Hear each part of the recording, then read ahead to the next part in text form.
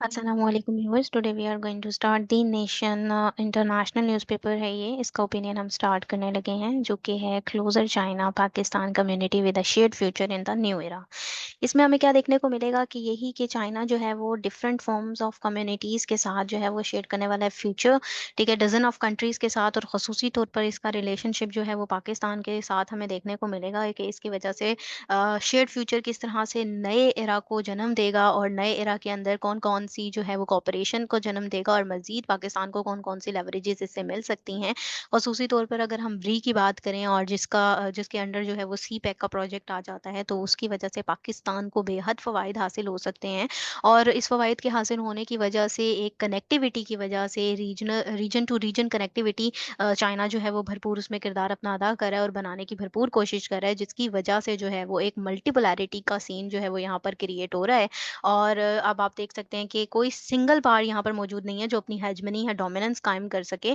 तो इस तरीके से हमें कोई किसी सिंगल पावर की जो हेजमनी या डोमिनेंस है वो चैलेंज होती हुई नजर आती है, और वो खत्म होती हुई नजर आती है, और कॉपरेशन का एक न्यू एरा या न्यू एवेन्यूज जो हैं वो जन्म लेते हुए नजर आते हैं, जिसकी वजह से विन विन सिचुएशन कायम हो जाएगी। विन विन सिचुएशन कौन सी सिचुएशन होती है? जिसकी वजह से तमाम पार्टीज को इक्वली जो है वो बेनिफिट मिल रहा होता है, रिगार्डलेस ऑफ देयर साइजेस। ठीक है, कि चाहे उनका साइज छोटा है, बड़ा है, उनकी कैपेबिलिटीज कितनी हैं, उनके पास आर्म्स एंड एम्यूनिशंस कितने हैं, ये चीज़ें उस पे जो है वो डिपेंड नहीं करती हैं, बल्कि इनके लिए एक नए एवेन्यूज ओपन हो जाते हैं, जिसकी वजह से उनको इक्वली जो है वो अपॉर्चुनिटीज मिल रही होती हैं कि वो आगे चलकर अपने फ्यूचर को जो है वो मजीद खूबसूरत बना सकते हैं। पीसफुल फ्यूचर कायम हो सकता है, सिक्योरिटी और प्रॉस्पेरिटी आ सकती है, और पूरी दुनिया के अंदर प्रोग्रेस जो है वो आ सकती है। उसके अलावा अगर हम देखें तो ये राइटर जो हैं वो चाइनीज़ एम्बेसडर टू पाकिस्तान है। ठीक है, उन्होंने ही ये जो ओपिनियन है वो लिखा है।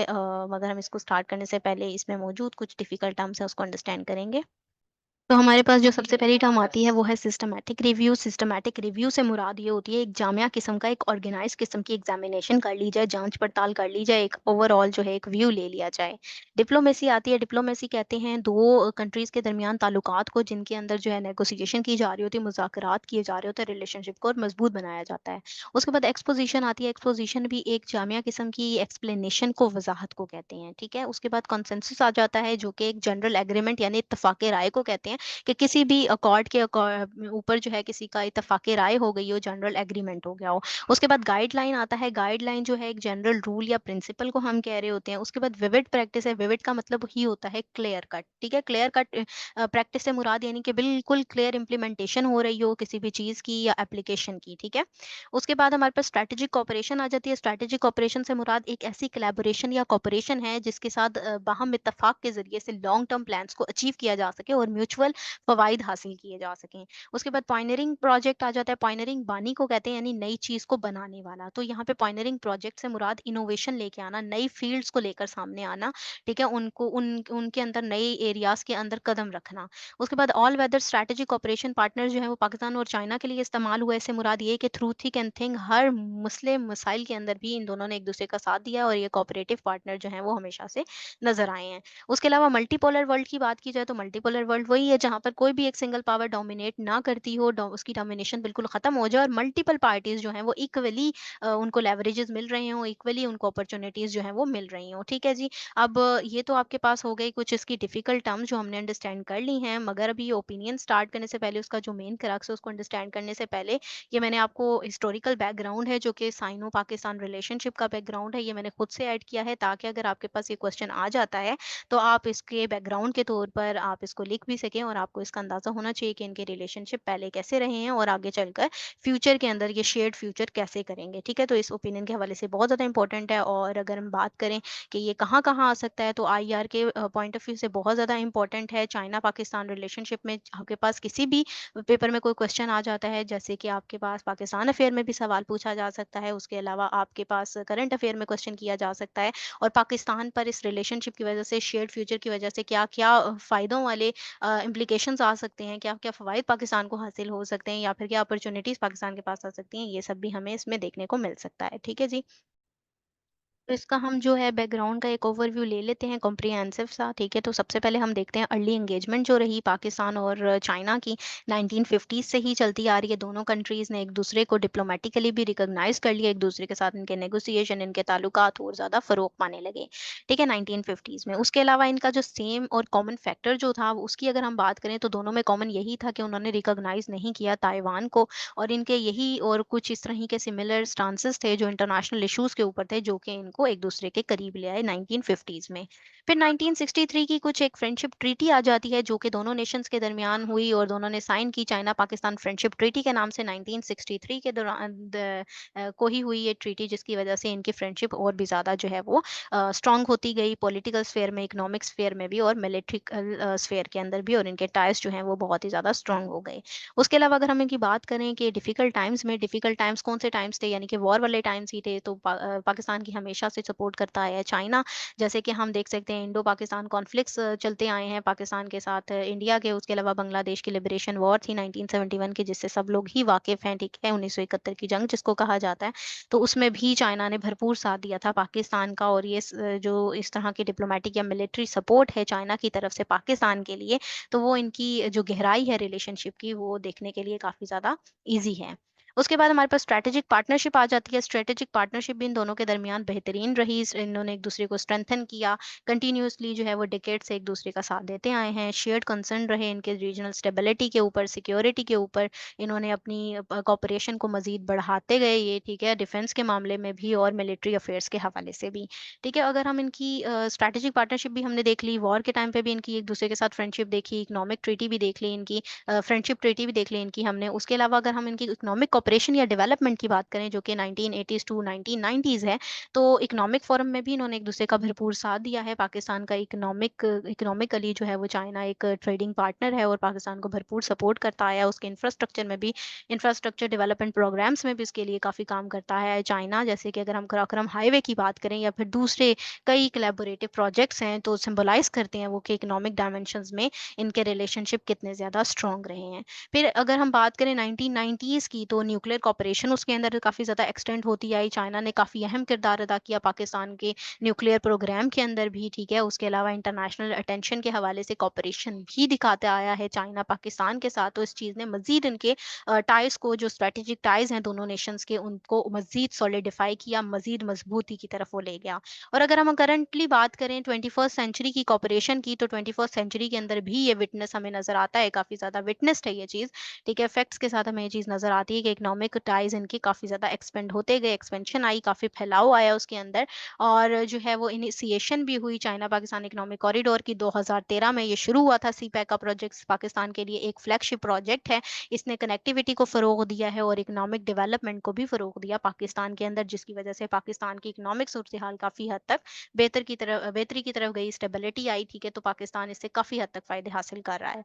और अगर हम इसकी बात करें डिप्लोमेटिक सपोर्ट और इंटरनेशनल फोरम में, तो दोनों तरह से इसमें भी काफ़ी ज़्यादा सपोर्ट करते आए हैं। दोनों कंट्रीज़ एक दूसरे को, शेयर्ड स्टांस रहा उनका वेरियस ग्लोबल इश्यूज़ के ऊपर, ठीक है, जिनमें जो है डिफरेंट मैटर शामिल हैं। अगर बात हो खुद मुख्तारी की या फिर जो टेरिटोरियल सालमियत की बात है, इंटेग्रिटी की बात है, तो इन तमाम चीज़ों के ऊपर भी दोनों एक दूसरे का भरपूर साथ देते आए हैं। और अगर पीपल टू पीपल टाइज देखें तो दोनों में कल्चर एक्सचेंजेस भी हैं, एजुकेशनल कोलैबोरेशंस एंड टूरिज्म को भी काफ़ी फ़रोग दिया गया है। जैसे कि चाइना जो है वो भरपूर टेक्नोलॉजिकल जो असिस्टेंस प्रोवाइड कर रहा है पाकिस्तान को। अगर गवादर वाली साइड पर देखा जाए या बलूचिस्तान वाली साइड पर देखा जाए, तो डिफरेंट ट्रेनिंग सेंटर्स भी चाइना ने खोल रखे हैं पाकिस्तान के लोगों के लिए, कि वो एजुकेशनल जो है वो अपॉर्चुनिटीज़ गेन कर सकें, ठीक है। और टूरिज्म इंडस्ट्री भी दोनों की काफ़ी अच्छे तरीके से आपस में कोऑपरेशन के ज़रिए से चल रही है। उसके अलावा अगर ऑन गोइंग स्ट्रैटेजिक कोऑपरेशन देखें तो वो भी हमें हर जो है वो रेलम के अंदर नज़र आती है, इकोनॉमिक में, डिफेंस में, जो पॉलिटिकल रेलम्स के अंदर, ठीक है। उसके अलावा रेगुलर इनके हाई लेवल एक्सचेंजेस भी हैं। वो चीज़ इलस्ट्रेट करती है कि किस तरीके से पाकिस्तान चाइना के रिलेशनशिप कितने ज़्यादा स्ट्रॉन्ग हैं, ठीक है। तो ये इनके रिलेशनशिप जो हैं ये ऑल वेदर फ्रेंडशिप फ्रेंडशिप की तरह ही रहे हैं, यानी कि हर सिचुएशन, हर सर्कमस्टेंसेस में इन्होंने एक दूसरे का साथ दिया, एक दूसरे को सपोर्ट किया, अनवेवरिंग इनकी सपोर्ट रही है, डिटर्मिनेशन के साथ इन्होंने काम किया है और कोलैबोरेशन भी इनकी डाइवर्स डोमेन्स के अंदर देखने के लिए मिलती है। ठीक है जी, ये तो हमने अंडरस्टैंड कर लिया कुछ इसका बैकग्राउंड, जो कि बहुत ज़रूरी था अंडरस्टैंड करने के लिए। अब आप देख लेते हैं कि इसके हवाले से, इस ओपिनियन के पॉइंट ऑफ व्यू से आपके पास क्वेश्चन किस तरह का आ सकता है। तो आपके पास क्वेश्चन ये पूछ सकते हैं कि what key factors have historically shaped and strengthened the all weather friendship between Pakistan and China, and how it is enduring relationship evolving in the context of the contemporary geopolitical and economic dynamics। ठीक है कि historically किस तरीके से shape दिया इन्होंने all weather friendship को अपनी, ठीक है, चाइना और पाकिस्तान के फ्रेंडशिप की बात की जा रही है, और किस तरीके से आगे मजीद जो कंटेम्पोरेरी इरा है, जो नया दौर चलता आ रहा है, ठीक है, इसके अंदर जियोपॉलिटिकली या इकोनॉमिक डायनेमिक्स कैसे देखने को मिलेंगे, क्या चेंजेस इसके अंदर मजीद आ सकती हैं, और किस तरीके से पाकिस्तान इससे फ़ायदा भी हासिल कर सकता है। ठीक है, तो इस तरीके से आपके पास कुछ सवाल बन के आ सकते हैं, या फिर आपसे ये भी पूछा जा सकता है कि इनकी रिलेशनशिप का जो है वो पाकिस्तान पर क्या असर पड़ेगा, या फ्यूचर में पाकिस्तान के क्या प्लान्स हैं। ठीक है, तो इसमें हम देखते हैं, मेन क्रक्स अंडरस्टैंड करते हैं।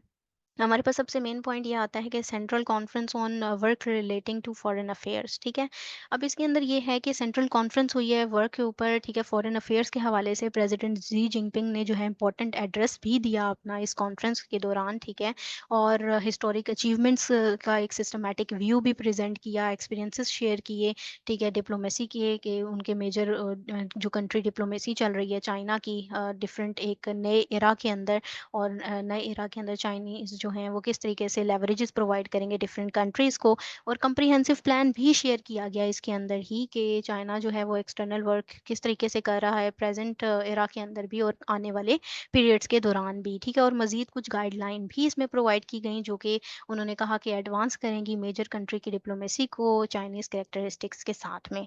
ठीक है, ये तो हो गई उनकी ओवरऑल कॉन्फ्रेंस से रिलेटेड के जो जो बातें की गई थी। ठीक है, उसके बाद अब बात की गई जो इम्प्लीमेंटेशन है उसकी, कि ज़ी जिनपिंग की थॉट्स क्या हैं, कि उन्होंने जो जो प्लान किए हैं, जो जो ये तमाम चीज़ें बनाई हैं, ठीक है, इसकी इम्प्लीमेंटेशन वो किस तरीके से करेंगे। तो उनकी अगर थॉरो स्टडी देखी जाए, अंडरस्टैंडिंग देखी जाए, इम्प्लीमेंटेशन देखी जाए, तो उन्होंने जो एड्रेस किया, तो उस कॉन्फ्रेंस में वो काफ़ी ज़्यादा स्पिरिट के साथ वो बात कर रहे थे। उन्होंने डिफरेंट थॉट्स डिफाइन की सोशलिज्म के हवाले से, ठीक है, कि नए इरा के अंदर वो एक ऐसी डिप्लोमेटिक एक स्टांस के साथ आए हैं कि सब कंट्रीज़ के साथ वो टाइज़ करेंगे, कनेक्टिविटी को मज़ीद फ़रोग़ देंगे और एक कंड्यूसिव किस्म का, एक साज़गार किस्म का माहौल क्रिएट करेंगे, फ़ेवरेबल एनवायरनमेंट क्रिएट करेंगे इंटरनेशनल अफ़ेयर्स के अंदर। ठीक है, और एक स्ट्रैटेजिक सपोर्ट प्रोवाइड करेंगे चाइना जो है वो डिफरेंट कंट्रीज़ के साथ, और एक ग्रेट मॉडर्न सोशलिस्ट कंट्री के तौर पर चाइना जो है वो उभर कर सामने आएगा, और मज़ीद मौक़े दूसरी कंट्रीज़ के लिए भी जो है वो पैदा करेगा या डेवलप करेगा। ठीक है जी, ये तो हो गई उनकी इम्प्लीमेंटेशन थॉट्स की। उसके बाद वो बताते हैं कि चाइना पाकिस्तान की कोलैबोरेशन किस तरह से है। इसमें हम देखते हैं जी, चाइना और पाकिस्तान के कोलैबोरेशन के लिए उन्होंने बताया कि कमिटमेंट भी रही है और स्ट्रेंथन भी करते आए हैं म्यूचुअल लर्निंग को, उनकी कोऑपरेशन बहुत गहरी है, डीपन है, एनहांस करें वो मल्टीलेटरल कोऑर्डिनेशन को पाकिस्तान के साथ, और इवन बहुत ही ज़्यादा क्लोज़र टाइज़ बना रहे हैं पाकिस्तान और चाइना के साथ। तो और ये कम्युनिटी बन जाएगी जो कि एक शेयर्ड फ्यूचर करेगी। ठीक है, आपस में एक-दूसरे के साथ एक-दूसरे का भरपूर साथ देंगे, कंट्रीब्यूशन भी करेंगे कम्युनिटी बनाने में, जो कि पूरी इंसानियत के लिए काम करेगी। ठीक है, इनमें अब मेन काम कौन-कौन करेगा, उसमें हमारे पास बेल्ट एंड रोड इनिशिएटिव आ जाता है, यानी कि ब्री का ही जो प्रोजेक्ट है, सीपैक, ठीक है, इनमें ये बहुत भरपूर साथ देंगे, जिसके अंदर हम देख सकते हैं कि मेजर थ्योरेटिकल इनोवेशंस लेकर आए हैं ज़ी जिनपिंग। उन्होंने अपनी डिफरेंट थॉट्स दी हैं डिप्लोमेसी के हवाले से पाकिस्तान के साथ, और उनके जो गोल हैं ब्री के हवाले से वो यही हैं कि एक ओपन किस्म का, एक इंक्लूसिव जिसके अंदर तमाम लोग शामिल हों, एक जामिया किस्म का, एक साफ-सुथरा, एक खूबसूरत दुनिया को वो डेवलप करना चाहते हैं, जहाँ पर पीस जो है वो कायम रहे, अमन कायम रहे, यूनिवर्सैलिटी हो, तमाम लोगों की सिक्योरिटी हो, ठीक है, किसी के भी हकूक़ को चैलेंज ना किया जाए, और सबको इक्वल्स जो है अपॉर्च्युनिटीज़ मिलें, और शेयर्ड प्रॉस्पेरिटी हो, यानी कि एक मुल्क की खुशहाली जो है वो दूसरे मुल्क की खुशहाली के साथ जुड़ी हुई हो। क्यों? क्योंकि वो कोऑपरेशन के ज़रिए काम करना चाहते हैं, कनेक्टिविटी के ज़रिए काम करना चाहते हैं, इसी वजह से। इसलिए उन्होंने इम्प्लीमेंटेशन भी बताई है। उन्होंने बताया कि इम्प्लीमेंटेशन जो है वो high quality belt and road cooperation के ज़रिए से हो सकती है, क्योंकि रीजन टू रीजन ये चीज़ फैल रही है, और इस कनेक्टिविटी की वजह से मल्टीपोलैरिटी जन्म लेगी, और एक दूसरे के साथ डिपेंडेंट होंगे तमाम कंट्रीज़। तो सी पैक इंटरडिपेंडेंट होंगे तमाम कंट्रीज़ आपस में। तो सी पैक जो है वो मज़ीद हाईलाइट यही करता है कि ये एक पायनियरिंग प्रोजेक्ट है, इनोवेशन लेकर आ रहा है, जो इम्पोर्टेंट कंट्रीब्यूशन यहाँ पर मेक कर रहा है पाकिस्तान इकोनॉमिक डेवलपमेंट की तरफ। यानी कि अगर ये रीजन्स के के अंदर ये ट्रेडिंग पार्टनरशिप ज़्यादा कनेक्टिविटी और बढ़ जाती है, तो इस तरीके से पाकिस्तान को भरपूर फ़ायदा हो सकता है इकोनॉमिकली, और पाकिस्तान स्टेबिलिटी की तरफ जा सकता है इकोनॉमिक लेवल्स पर। ठीक है जी, उसके बाद आपको बताएँगे वो वहाँ पर कि multilateral coordination and global transformation क्या है। ठीक है, मल्टीलेटरल कोऑर्डिनेशन या ग्लोबल ट्रांसफॉर्मेशन में वो आपको बता रहे हैं कि जॉइंट हैंड्स हैं इनके, सबने एक दूसरे के साथ मिला लिए हैं हाथ ने। ठीक है, कि पाकिस्तान को सेफ गार्ड करना है, अपने इंटरनेशनल फेयरनेस को भी, जस्टिस को भी बरकरार रखना है, इक्वल अपॉर्चुनिटीज़ हैं, एक ऑर्डरली मल्टीपोलर वर्ल्ड बन जाएगा जिसमें क्या होगा, यूनिवर्सली बेनिफिशियल होगा जो कि एनवायरनमेंट। ठीक है, यूनिवर्सली बेनिफिशियल यानी कि किसी एक कंट्री को इसका फ़ायदा नहीं मिल रहा, बल्कि इंटरकनेक्टेडनेस की वजह से जो है वो तमाम कंट्रीज इससे विन विन सिचुएशन के तौर पर जो है गेन कर रहे हैं, लेवरेजेस बेनिफिट्स। ठीक है, तो एक इंक्लूसिव किस्म का इकोनॉमिक ग्लोबलाइजेशन आएगी। ठीक है, अगर इंक्लूसिव इकोनॉमिक ग्लोबलाइजेशन आएगी तो जाहिर सी बात है इसकी वजह से तो बहुत ज़्यादा फायदे हासिल हो सकते हैं, क्योंकि किसी भी कंट्री को रिगार्डलेस ऑफ देयर साइजेस, ठीक है, उनको बहुत ज़्यादा बेनिफिट्स से हासिल हो सकते हैं। और अगर हम अपोजिशन देखें यूनिलेटरलिज्म की, वो भी हमें नज़र आती है, प्रोटेक्शनिज्म की और कोल्ड वॉर मेंटालिटीज़ की भी, कि इस तरीके से कोल्ड वॉर मेंटालिटीज़ ख़त्म हो जाती हैं। क्यों? क्योंकि ज़ाहिर-सी बात है जब वो बात ही यहाँ पर इकोनॉमिक ग्लोबलाइज़ेशन, पीस की, इंक्लूसिविटी की कर रहे हैं, तो यहाँ पर एक जियो इकोनॉमिक की तरफ जो शिफ्ट है, ट्रेडिंग पार्टनरशिप चल रही है, कोऑपरेशन की बात हो रही है, मल्टीलेटरलिज़्म की बात हो रही है, तो यहाँ पर कोल्ड वॉर वाली मेंटालिटीज़, यूनिलेटरलिज़्म या प्रोटेक्शनिज़्म वाली जो मेंटालिटीज़ हैं, वो सब ख़त्म हो जाती हैं यहाँ पर। ठीक है, उसके अलावा अगर हम देखें तो चाइना पाकिस्तान स्ट्रैटेजिक कोऑपरेशन की भी बात हुई है इसके अंदर मज़ीद, जिसके अंदर उन्होंने एक्नॉलेज किया है कि all weather strategic cooperative partnership रही पाकिस्तान और चाइना के दरमियान। अब मैंने आपको हिस्टोरिकल बैकग्राउंड भी इसमें ऐड करके अंडरस्टैंड करवा दिया है। ठीक है, वो भी आप इसमें ऐड कर सकते हैं कि किस तरीके से दोनों की फ्रेंडशिप जो है रही और एक दूसरे के बहुत करीब लेकर आई, और मजीद वो चलकर शेयर्ड फ्यूचर करेंगे, कम्युनिटी क्रिएट करेंगे। ठीक है, और फ्यूचर में उनका फोकस क्या है जी, हाई क्वालिटी डेवलपमेंट ही है, सी पैक की मेजर प्लेटफॉर्म्स पर, कि कॉपरेशन हो जाए, मजीद कनेक्टिविटी को फ़रोग दिया जाए।